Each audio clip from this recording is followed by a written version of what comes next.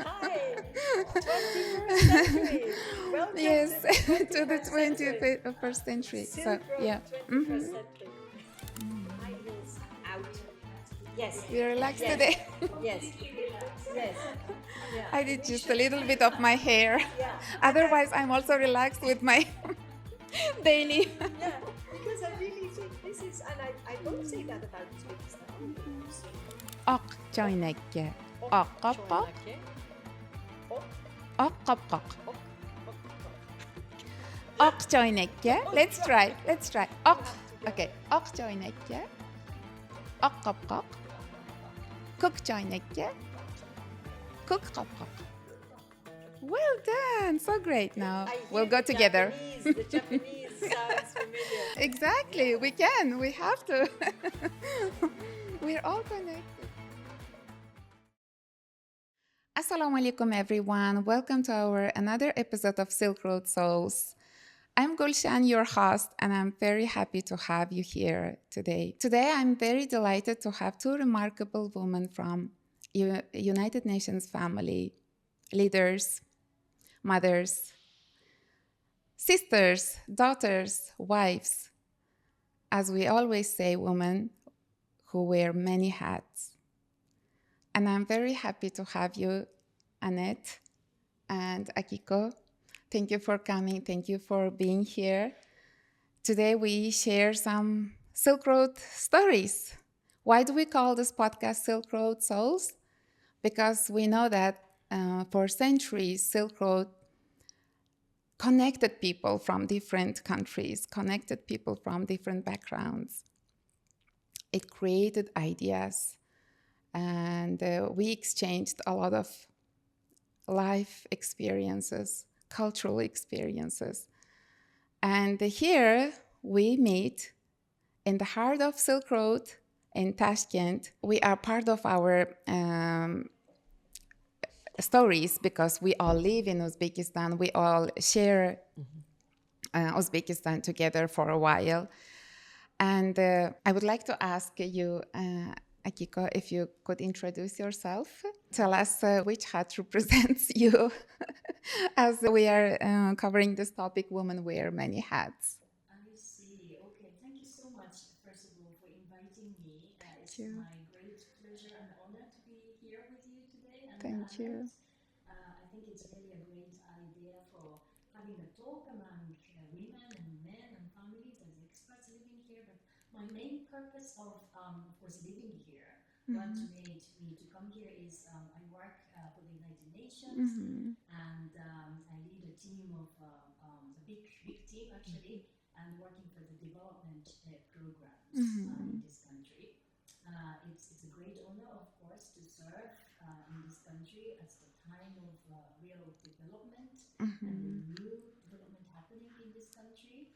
I see a lot of changes happening very quickly. And because of my work, of course, it gives me a lot of opportunities to see people, meet with people in Tashkent, but not limited to that. We have programs outside Tashkent, so all over the 14 regions, I have opportunity to travel and meet with people in rural areas as well. That's so gives nice. me a lot of pleasure. So I'm looking forward to talking about some of my experiences here. Great. I'm also a wife and the mother of two children, and I also paint and play pickleball. Oh, wow. During my holiday time on the weekends. That's good. So That's it's so also nice. gives me a lot of pleasure to look around, walk around different museums here in Tashkent and beyond, and interact with different artists in this great country. So that's who I am. Thank you so much. We are so honored to have you, Akiko. Thank you. We look forward to come back to your stories. Yes, Annette? Yes, also a big thank you from my side for inviting me. I think it's a great idea and a great opportunity to share our stories that sometimes very much are alike and sometimes not at all. So the hat that brought me here was the hat as a spouse, because my husband came here. He was the ambassador of Switzerland. We are just about to leave after 5 years. And I came also as a mother. We have 3 children, but we came with 2 because the oldest one is already studying. And then I had the great opportunity to work as a consultant for UNESCO. So that really enriched my experience here because I got insights that probably I wouldn't have had without. And then, of course, the hat we probably all wear, or as you also said at the beginning, that we are not only spouses, but also mothers and daughters and brothers and sisters, which also, when you live abroad, of course, takes a bit of your time because you need to catch up and you need to stay in touch. So our weekends sometimes were just phone calls with relatives and children. Yes. Thank you so much. Thank you, Annette. What was your first impression when you just arrived to Uzbekistan, to Tashkent? Very good question. Do you want to start? Okay, I can tell you, we arrived 5 years ago. It was in August, early August, a morning, and I remember a lot of white cars. And now, of course, they're much more Colorful. which also says a lot about the quick change in those 5 years. And then I struggled a bit with the heat at the beginning because we were moving right away into the house. And I really, after 3 days, I was completely exhausted. And I thought, how can I survive in this country? And then I realized it's the dry heat. And I just need to drink a lot more than I used to.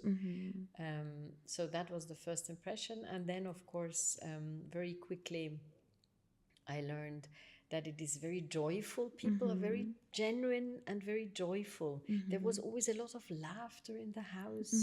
People are interacting with a sense of humor also amongst each other. A lot of smiles or collegial, approaches. I like that very much from the beginning.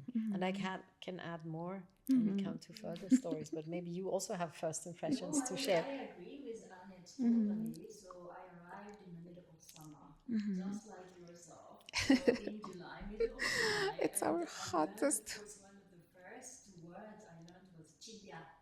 Chilla. Right? Yes, chilla. In the middle of It's the chilla. summer. So we are right in the middle of chilla. Now I understand. For the people who do not know what chilla means, it's the Hottest period. time Yeah. of the year in Uzbekistan. And it lasts apparently officially for 40 days. Yeah, that's why it's called. We are right in the middle of Chilla. So I arrived in the right middle of Chilla 2 years ago. And the heat was a little bit similar to where I used to live in Sudan. So this is my 8th country that I have been living. I have been living in different countries. And I think the most similar sort of context is probably Pakistan is also next door, but I used to live in Pakistan just like you. Yes, Annette, exactly. and Sudan. So this heat was very familiar to me. It's quite different heat from the heat in Japan, I must say, because in Japan it's more humid. Humid, yeah. Actually, I prefer the heat here, which is very dry. Yeah. And it really suits me. Some people rather say than that. humidity. Yeah, so that's one thing. I remember I had to really like walk around and explore to understand where I am. So one of the first places that I visited, as soon as I landed here and I was living in a hotel for some time, I was alone because my husband was still back in Japan. And Mingorik. Mingorik. Yeah. Yeah. Yeah. Mingorik. It's really such a pleasure of understanding the history and ancient time in the past, thousands of years that people have been living in this place, in Tashkent even. That really gave me a lot of pleasure, and I touched the stones and I touched the whole sort of atmosphere with beautiful, beautiful decorations of Suzani and everything. And I still remember the heat, but also the warmth of how people might have lived thousands of years ago here. And also the name Mingorik, yes. 1,000 Apricots. Apricots. Yes. 1,000 apricots. That also gives the image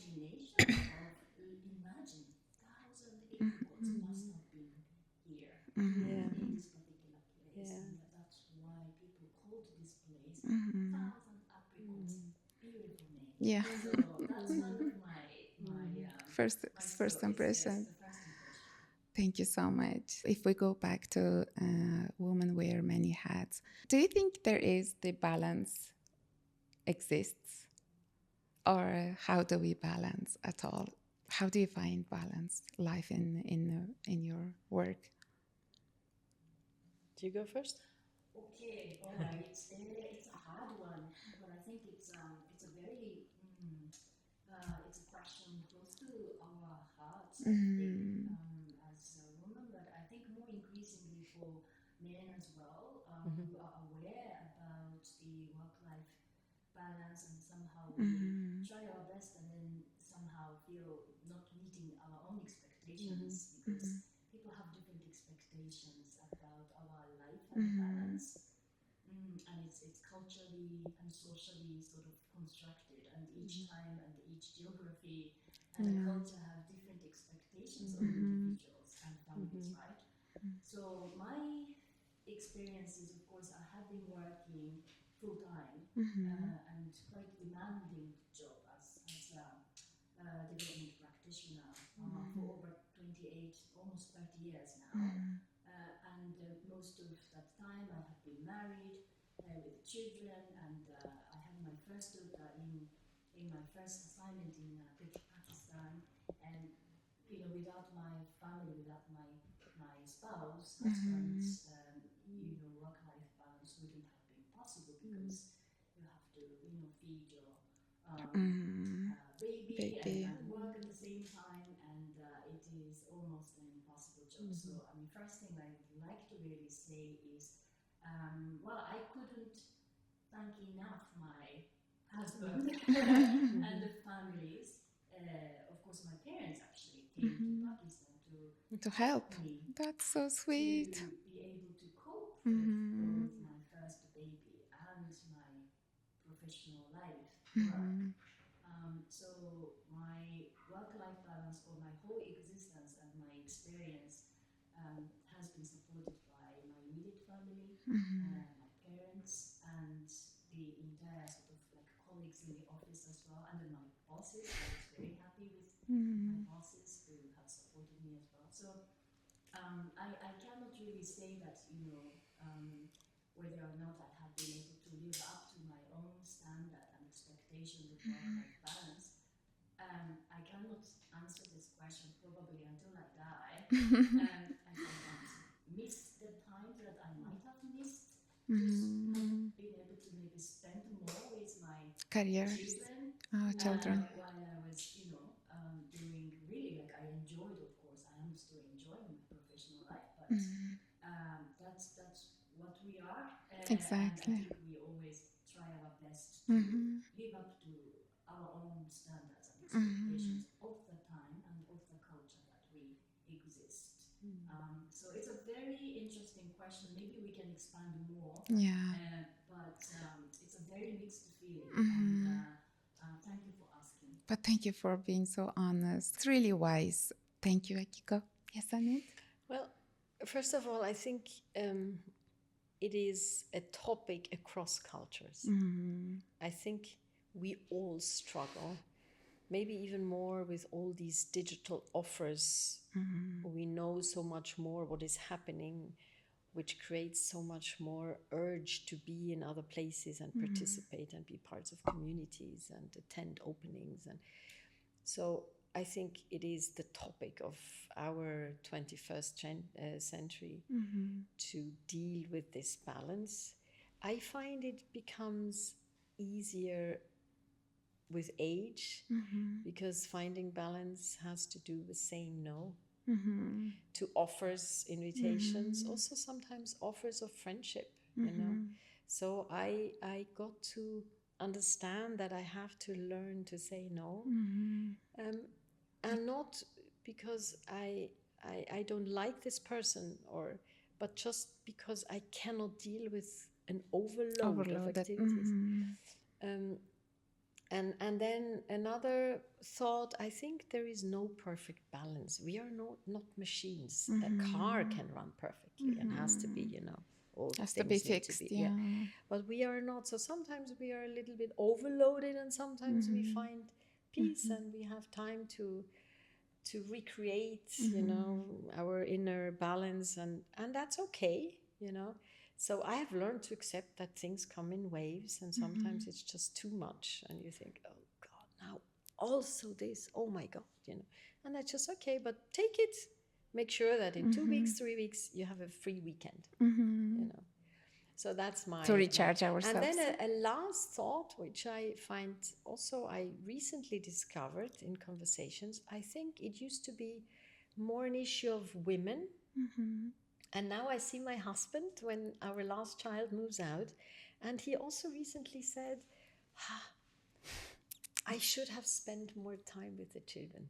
So I think earlier we all thought maybe it's the women thing because we give birth, and But I also observe it with friends and now with my husband that also men sometimes regret when they have been professionally 150% busy, they also regret it. And people who have not worked or have always stayed at home, they also regret that maybe sometimes they have not challenged themselves enough. Or so this balance is just a call for finding your own, what you want to do with your life, with the one life we have. We have just this one life, and we don't know what will happen tomorrow. And the response is different for each of us, and there is no right, there is no wrong. There should not be expectations from society. We just have to find the answer for ourselves, and I think then we find balance. Exactly. It's quite easy, actually. It's absolutely true. If I could just jump in and, Yes, please. to what just Annette mentioned, that's why I think gender equality really benefit both men and women. I mean, absolutely right, because both men and women, we don't actually have to choose one or the other. Exactly. Either staying at home or work. We can have both, and we should be able to choose both. Exactly. Exactly. For both men and women. And I think you're absolutely right. We try to do sometimes too many things, and then like lose sight of what is important to you, and also to the family to a large extent. I think that is very right. If we connect to Uzbekistan, what I will take back definitely is the sincere peace that some elderly people have. I remember a conversation in the pottery master workshop of Rakhimov here in Tashkent. We bought a beautiful vase, and then we had a tea like we have now. And we were sitting in this beautiful courtyard, and we had such a civilized conversation with Mr. Rakhimov about, his work, but also where he gets inspirations from. We didn't know each other. We didn't have to know each other. Yeah. But but definitely we took something along. A very quiet, wonderful, civilized conversation between two human beings. And I think this is something probably as a Swiss, we would be shy to do. We don't know this person. How can we take this person's time, or how can we ask questions or say something? We would first need to know this person. Whereas here, you can have these wonderful conversations with strangers, and also with different generations at the same time. So this is really something that inspired me a lot here. Thank you. I also think that our people are very curious. When you travel to rural areas, people come and start talking to you. People come and asking questions. Children are also, especially if they see foreigners, they really want to communicate with you. Absolutely, it's one of the most impressive things about Uzbekistan is the generosity of people, curiosity of people. Thank you. And the talent and the resilience, I would say. And as a Japanese, I can really sort of like connect sense of cultural connectivities with people. For example, like, you know, I really like traveling using metro and the buses on my weekends. And, you know, people here are so kind and generous and respectful old people, including myself. Yeah. And young Uzbek people, like whenever I go and use metro, and they They look at stand me up. and they stand up and offer their seats Yes. so naturally and sort of respectful. And you know, of course, you know, Uzbekistan is full of young population, and it really gives me again, like, you know, such emotion of you know, generosity coming from young Young population people. and Yeah, yeah, respectful yeah, yeah. older generation, which also like I used to see in Japan. And more modernization is of course like a changing a little bit, you know, in the culture. But the generosity and the respect for old people and the respect for other people is extremely visible. And I think one more thing I notice is like wherever I go, you know, in Tashkent and beyond Tashkent, Uzbek people are so talented with the languages. And I think They it's, do. of course, because of the culture and the history of this country, but not only Uzbek language, Russian and, you know, Korean and other Tajik language. I mean, there are many languages spoken. And, you know, it also shows the history of Uzbekistan people as the traders, and, you know, who are very able and capable of dealing with different kinds of people. And this diversity is something that I really enjoy. And I must add, you know, I enjoy going to bazaar, where, of course, you can see the history of Uzbek people being active traders, negotiate, bargain, Yeah. and, you know, Even little speak. children, huh? Exactly. And use different languages, even like, you know, Chinese, Japanese languages, you know, some of them speak, and then try to Communicate with you. so eagerly. Is such a talent, I Yes. think, you know, of Uzbek people. Thank you so much. Yes, bazaar is our like whole another story. I really love also going to bazaar, and I love people who stay so connected. I also say to my husband, I think they don't need any therapist for their lives, because they all share their problems and their happy, sad stories, and they solve in the bazaars, and they all look happy. They all look like stress free. And it's also a very, again, here, a very nice way of bargaining. It's not, really never felt harassed, even if I had negotiated maybe, but then I decided, no, still not. Okay, you know, Yeah. Okay, that's the price. please, that's the price. That's the risk Yeah, of yeah, being yeah. a seller. I agree actually, because I find that bargaining here in bazaar is a way of communication.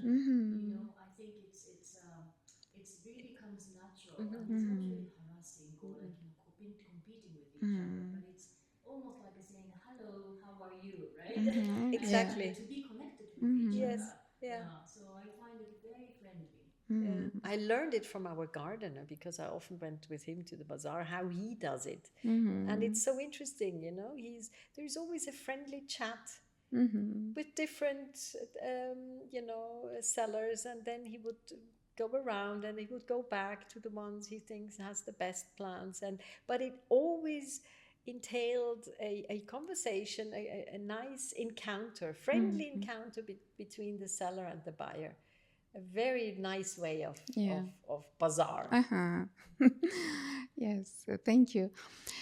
Just imagine that a very close friend visiting your house here in Uzbekistan, a friend from your country, From our country. Switzerland, friend from your country, Japan. Which city you would You take know, them first? there were so many places we took our friends to. I mean, you of course have the classics, Bukhara, Samarkand, Khiva. But with a friend, I went hiking in Nuratau Mountains. and I saw a complete different part of Uzbekistan. Little villages, small guest houses, you know, small creeks running through the villages, very, very peaceful, completely different. Then we went sometimes to the Solar Institute, which we liked a lot. Spectacular. It's like a big sculpture standing in the landscape, and you see it from far and you come close, and it's a bit absurd even, you know, the sheer dimension of it is almost absurd. You cannot believe. So we took some there. Sometimes when they came in winter, we went skiing, because it's also an experience to go skiing in a country like Uzbekistan. It's like you can't believe that you can do that, and it's fantastic conditions, great facilities. You can have wonderful lunch there. It's a proper day out with wonderful, you know, relaxation, and you come back like in Switzerland. Actually. Yes. And of course, then we went to also, you know, I always took them also to Tashkent City. When we came, it was still very empty.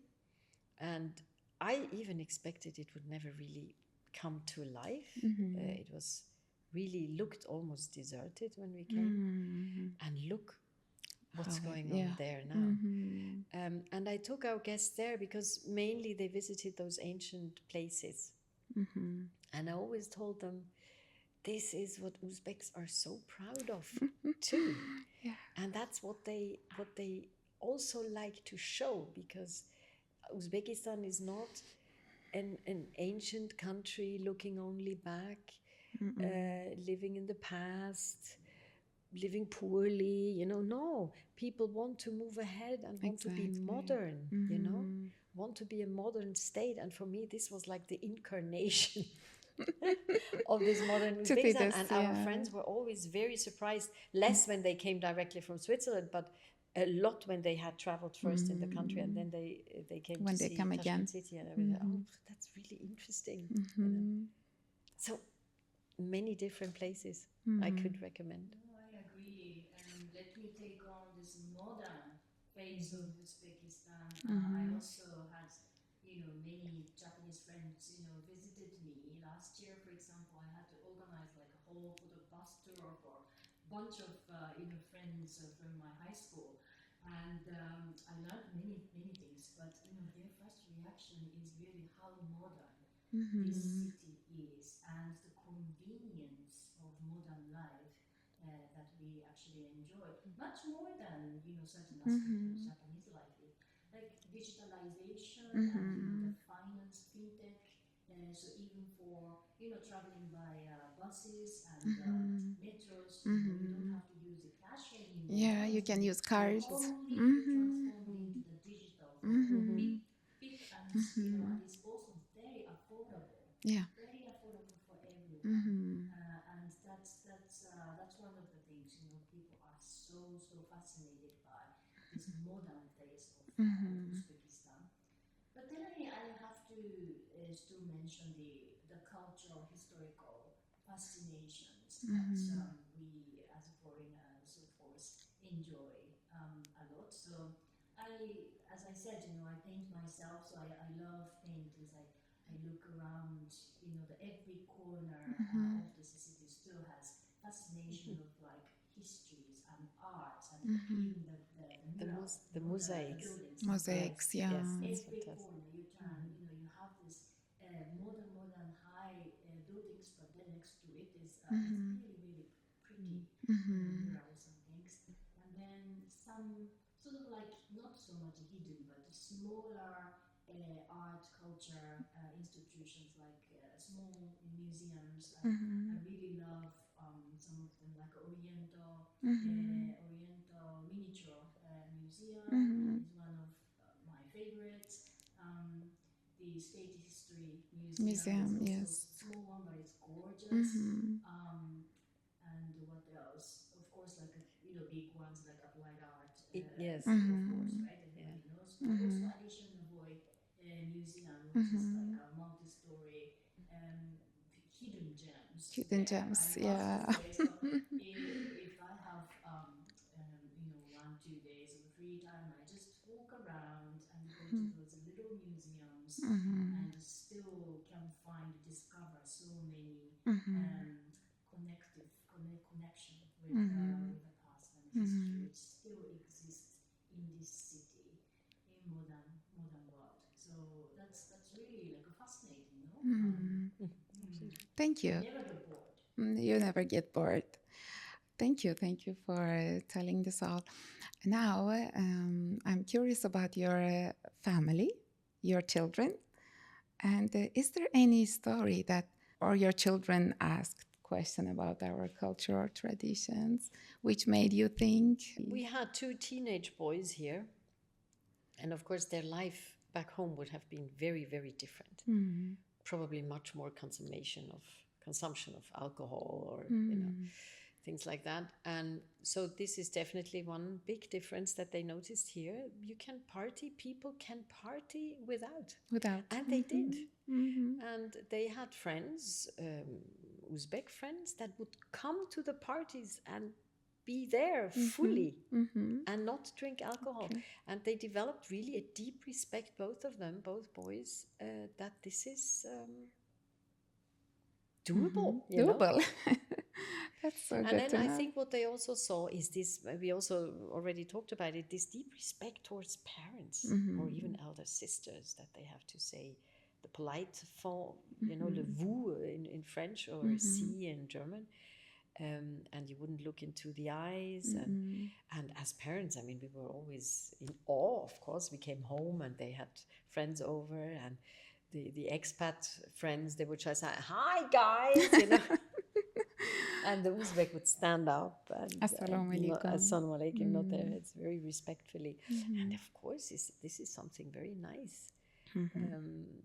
So I think that's probably, I mean, they also experienced that sometimes when they were gathering somewhere in a mahalla and talking and laughing, that then maybe an elderly lady would open the window and she would be quiet, you know.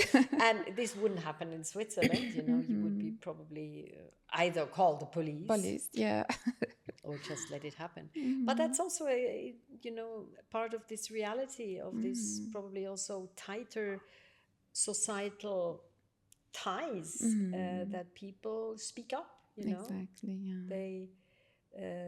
They dare to, which I don't want to judge it. It has good and bad sides, but it is definitely different. Different. Yes. They think that the elderly people are responsible for Yes, for a neighborhood, for children in the neighborhood. I think it was really beautiful that they were part of our childhood memories. Well, to me, yes, I have two children. They are grown up, but still, let's say, as I said, I have opportunities to go to the regions and visit some of our programs. And one which I was very much impressed about was, you know, how young people in rural areas have talents in many ways. But one example is digital, and I was very much connected because one institution that I visited where we run program together is for young people to learn the digital skills. And as you may know, Japan is very popular for our animation, anime, you know, culture, and everybody is crazy about anime. And when I was small, of course, it wasn't digital at that time, but manga. I still had that. Comics. Comics. Very Yeah. popular. I actually wanted to become a comic writer when I was a small child. Oh. So I still remember the passion, you know, to copy, you know, some like very famous animators, comics, and things. But then when I visited one of the regions under this program, and then I met with this young girl who is studying in that institution how to become an animator, but the digital, of course. So the digital animations that she was making. She's a teenager, I think 14, 15 years old, very young.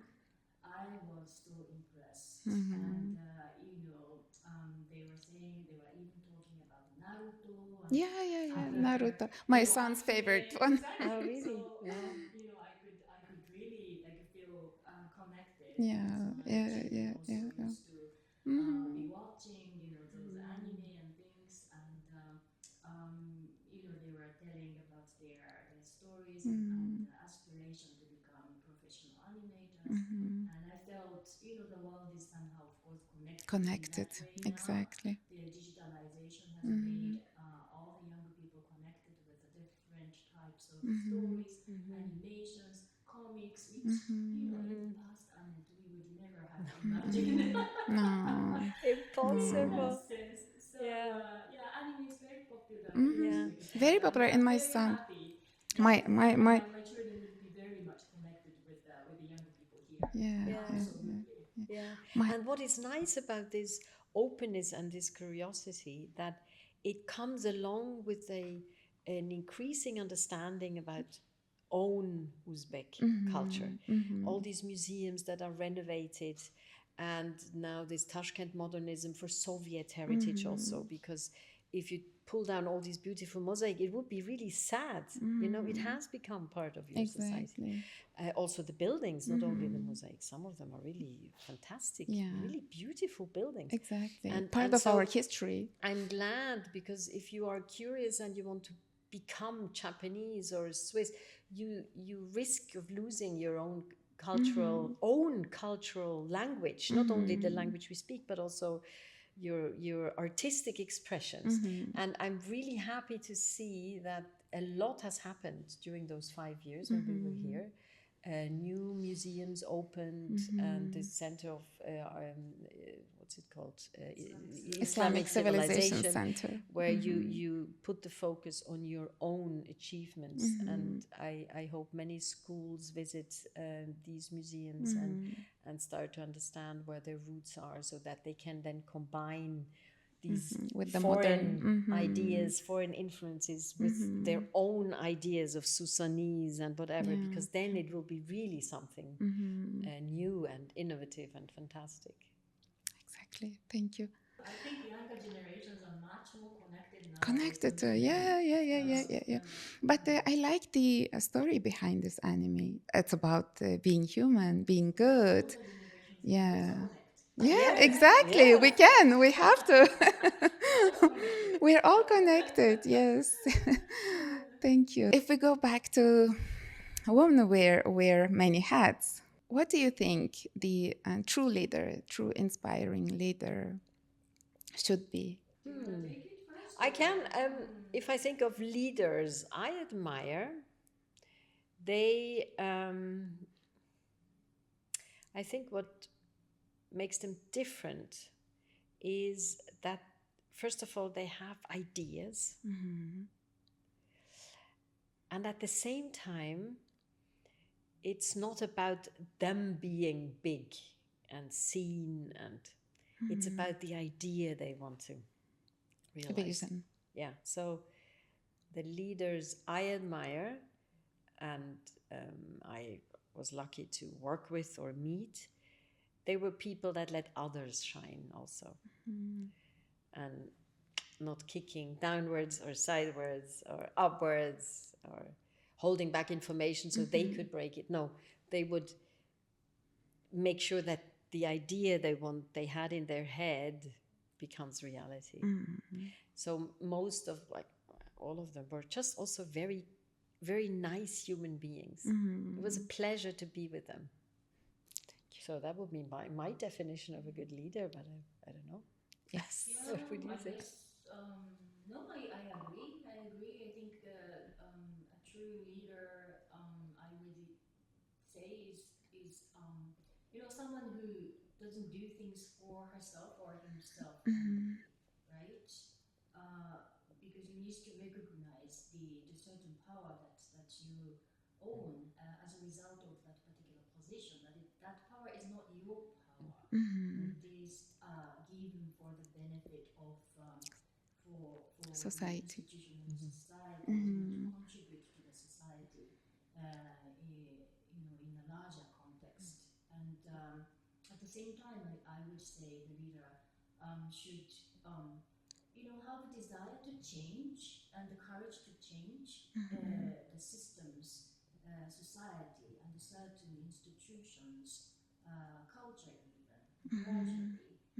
So you have often, you know, based on the experiences or based on, you know, the life course, obviously you observe certain injustice in your life. And as a result of the system, as a result of institutions, long sort of prolonging how gender equality is also one of them, because we have not really achieved 50-50 in any part of the world, even in this century and the modern world, because of the cultural and other institutions that we live in. And we need the courage, we need to address those institutional deficiencies for change for the better. So I guess, to have a courage to change the system and want to, have the desire to change. Exactly. If you do not have the desire To change, yeah. to address, why do you sit in that position with power to change? So I think a leader should have that, Exactly. that desire, emotion, and courage to change the system. Great. That's very powerful. What I found sometimes, but that's a very general question. My great grandmother was a co-founder of a daycare center, so beginning of the 20th century, daycare center for single mothers. And they did a great job, and then evolved in the 50s into an institution. Until then, the state took over, because it was originally privately funded, of course, because those women needed to work. They couldn't leave the children anywhere, so they came up with this idea. And I always think, if an international organization back then would have told them, you treat them wrong, you should not only organize a daycare because it's not enough, you should do it everywhere in Switzerland, you should particularly take care of women, I don't know, who are disabled, and you don't do anything for them, how would she have felt? And so I often think, with having worked for an international organization now myself, for me, this is something really a little bit of an ethical problem sometimes, especially the speed with which we ask for change. My great-grandparents, they could evolve, their society back then could evolve in their own speed. Nobody told them they were able to reform from within in their own speed. But now with international cooperation, of course, we give the developing countries, or the countries in transition, or however you want to call it, we give them a pace and deadlines, and I sometimes feel a bit sorry. It must be really hard for societies to take in that change, and I just hope, that the speed we international partners we give is still doable for the society as a whole, to integrate naturally, Exactly. and it's not perceived as ideas that come from outside, because that would be really wrong, and I don't think it would work on the long run. I totally agree with you, Annette. Yes, I totally agree. My career start was actually as working for small NGO in Japan, back in Japan, and very much community development focused organization, very small organization in Kyoto, and that was really the beginning of my career. I always felt the changes happen from the communities, very close to yourself, and Yes, to be exactly. owned by the communities. And the desire again, that's where the leadership is important also. The desire to change, the desire to evolve within the context of that particular society in the particular time of age. For systematic changes, of course, but also little changes, because we are talking about the cumulative changes here and there, and then together, obviously, the community owns these changes. But at the same time, we also need some milestones, systematic changes. So these community organizations also demand for the social institutional change, for example, like legal reforms,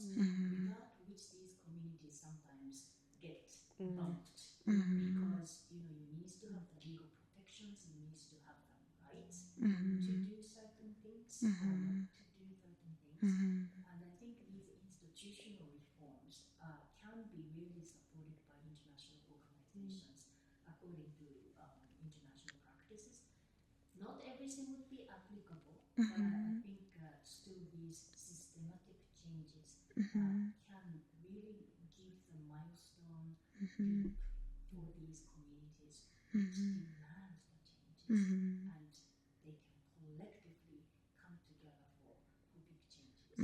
So I totally agree with you. It's really, the changes needs to Time. happen in a more organic way. More organic way, and we need time for that. Yes. Different types of problems come together. Exactly. Oh, thank you so much. That's really Suddenly it's just like. became really like a serious.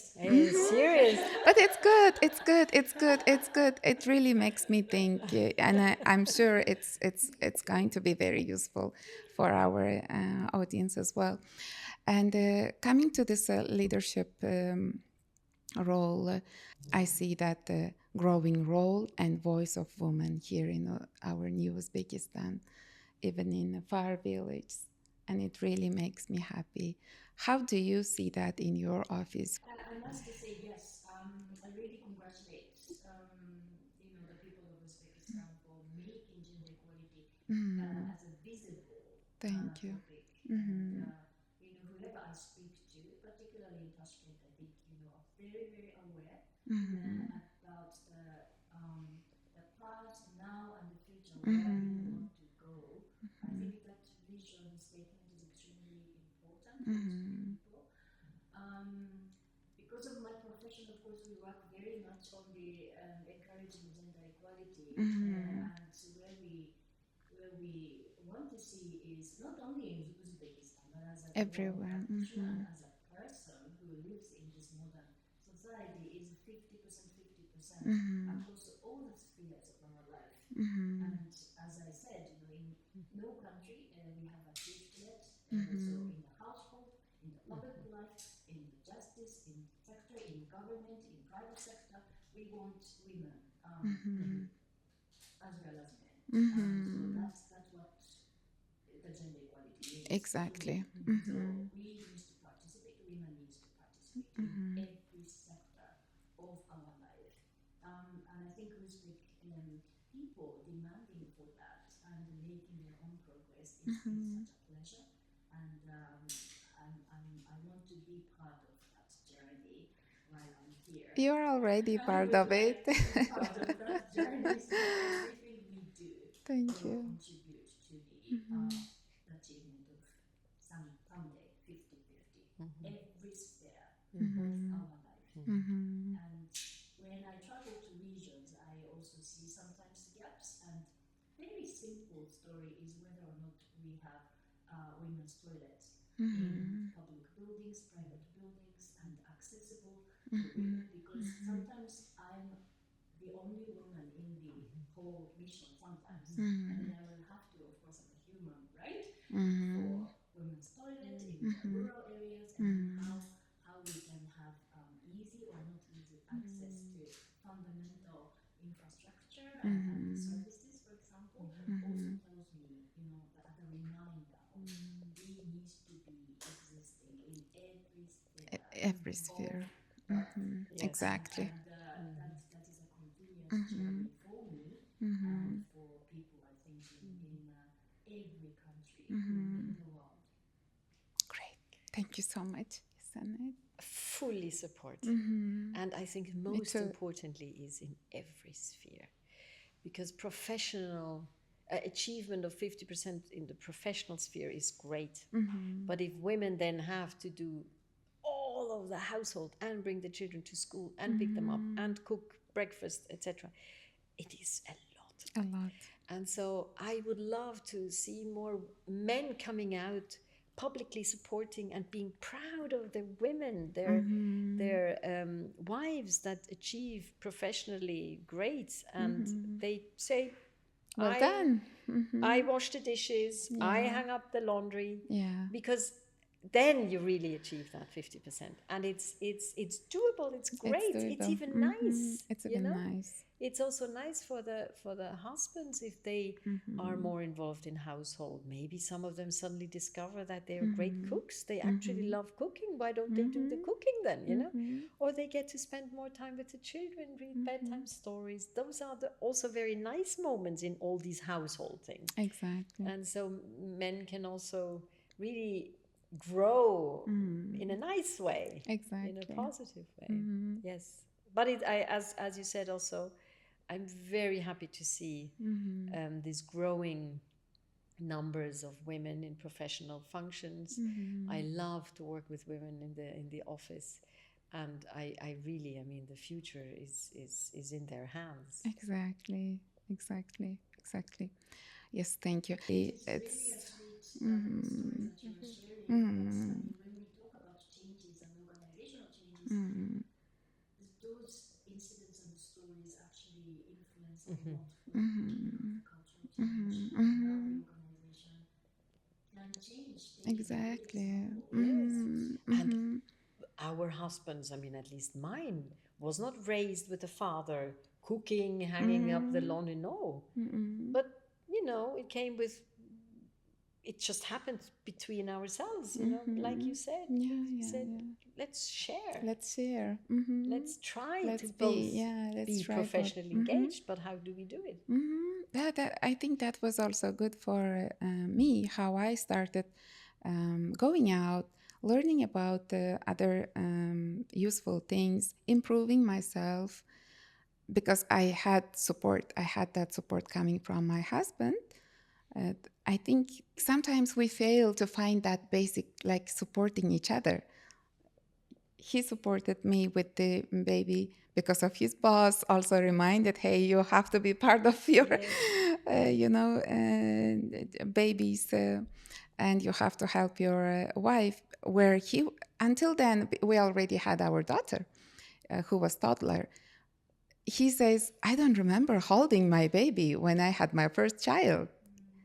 He wasn't that much involved. Then he started enjoying. That's actually a good thing, because men are so focused on their office job and other titles, but not as that, as change can happen any moment. And we recently did a study on care economy, and we found still here in Uzbekistan, women on average spend more than 5 hours per day for unpaid care work, and the men, on statistics on average, so I'm not saying every man, but less than half of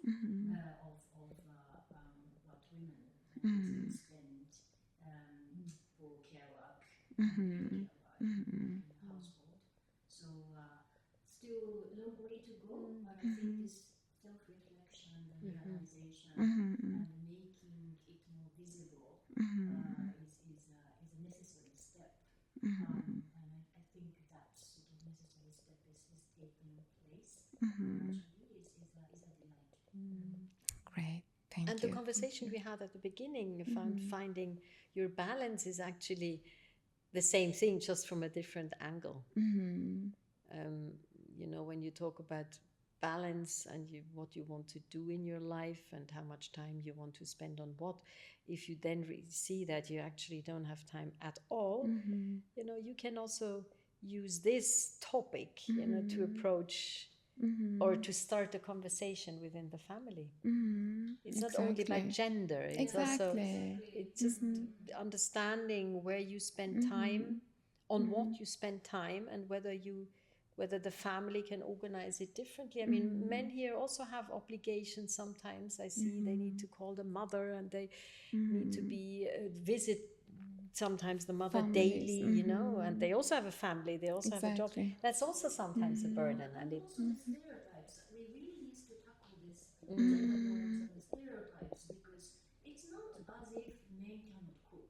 When we talk about and also look around chefs, many of Mainly 90%. restaurants, of course, male chefs, we are talking about. But when it comes the word like who cooks, and then it becomes women, and when it becomes a very highly professional cook called chef, somehow becomes male profession. Exactly. And I think tailoring is another example. Mhm. Women are seen as a sort of like good at sewing and things, but when it comes to The the perfect High one, professional level. Yes, professional. it's true. high level, Yeah. there's this economic sort of like gaps and how we as a society, both men and women, project ourselves That's somehow exactly. dividing the profession and the skill sets that we have, which are not entirely matching. And we Exactly. are totally socially reconstructed. And I think we really need to have a constant reflection and a battle. Yeah. That's so interesting. I never. Yeah. We Yeah. need to reflect. Yeah. But also, for example, on appearance, I often struggled here. I was working, I had my working clothes, and then there was a reception in the evening. I had to look nice because I felt that all the ladies are so dressed Yeah. up. But my husband, he could just stay in his suit. And so what did I do? Sometimes I sent the dress with the car in the morning. Then after work, I quickly went to the embassy. I changed, and now more with age also, I think, why do we do that? Why are women not more relaxed about their appearance? High heels out. We are relaxed Yes, We relaxed yes, today. yes, completely relaxed. yes, yeah. I did We just a should little be. bit of my hair. Yeah, and Otherwise, I'm also relaxed with my daily. yeah, because I really think this is, and I don't say that about Uzbekistan only, also in my own country, women still wear high heels. Why? Why do you martyr yourself? Exactly. Feel free. So there is many stereotypes, gender related stereotypes, not only in Uzbekistan. Particularly, I think for Japanese people, maybe it's interesting to see how historically Silk Road has been very significant for Japanese history. Particularly, I come from Nara, which is the oldest capital of Japan. Okay. 6th, 7th century Wow. was the capital of Japan.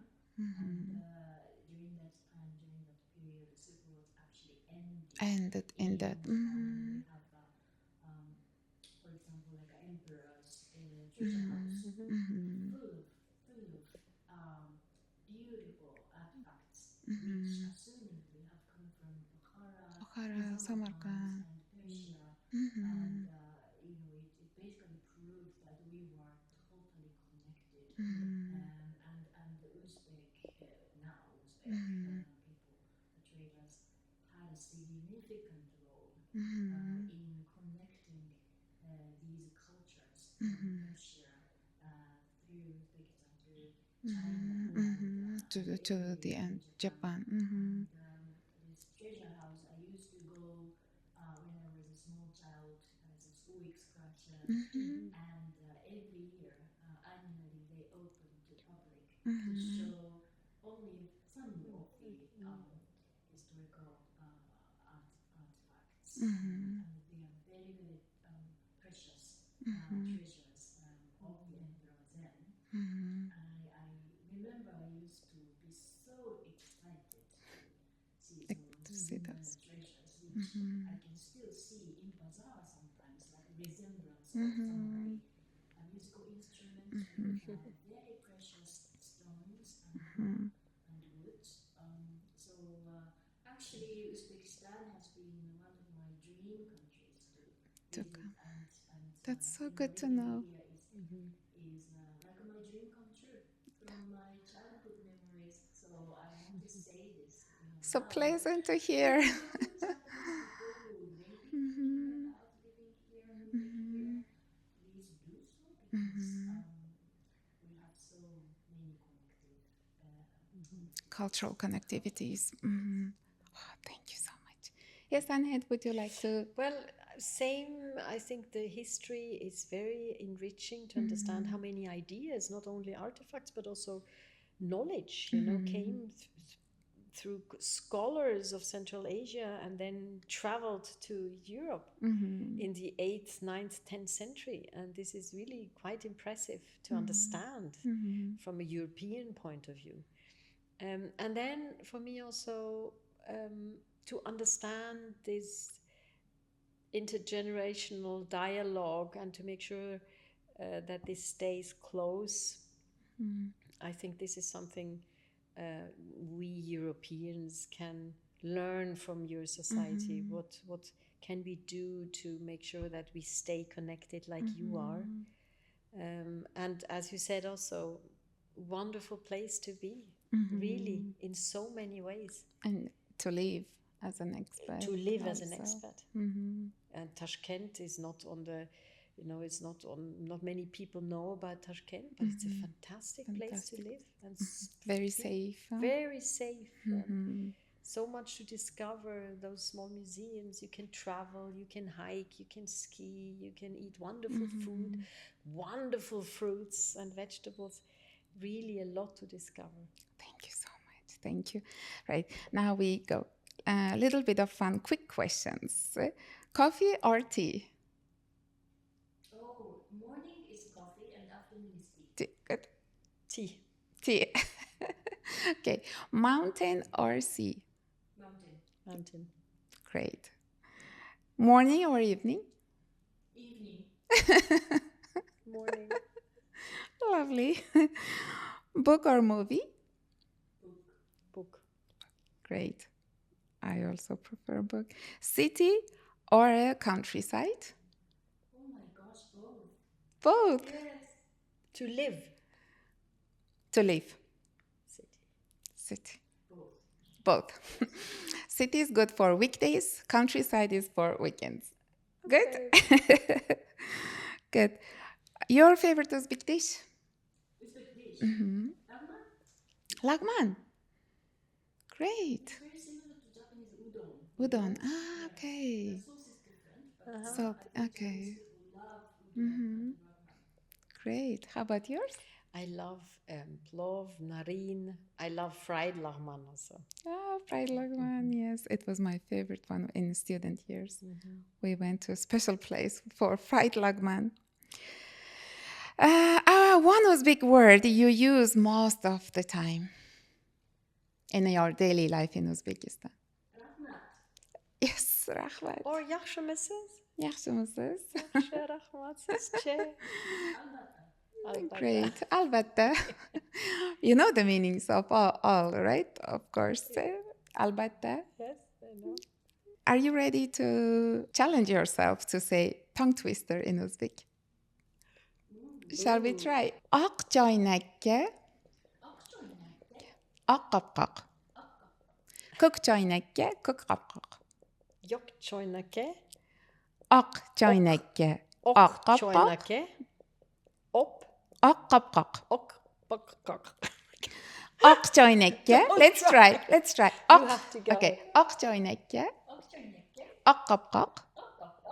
Ko'k choynakka, ko'k qapqaq. Well done. So great. Now I hear we'll go the together. The Japanese sounds familiar. Ak choynakka, Ok choynake. ak qapqaq. Ok koprok. Ko'k choynakka, Kok choynake. ko'k qapqaq. Kok Qapqaq. kopchok. Ko'k qapqaq. I need to understand. Yes. I can't- So It doesn't okay. matter. Yes, what It does means it mean? Help us. ak choynak is white teapot. Ah, okay. Ok So choynak. ak choynak. Choynak. Ak qapqaq. Op. White lid. White lid to white teapot. Blue lid to blue teapot.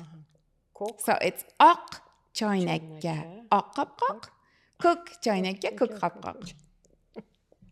Well done. You did really well. Thank you so much. So honored to have you, Akiko and Annette. And I truly enjoyed our conversation. And thank you for sharing all these stories. We Most indeed, welcome. we share this Uzbekistan and we are part of each other's stories. And thank you for coming. Thank you for your time. Thank you for having us. It was a great Thank- pleasure. Thank you so much. We see you each other in our next Silk Road Souls episodes. And please take care of yourself. Stay connected. Stay kind. Stay curious. And if you're planning to come to live in Uzbekistan, go for it. We wait for you here. Thank you.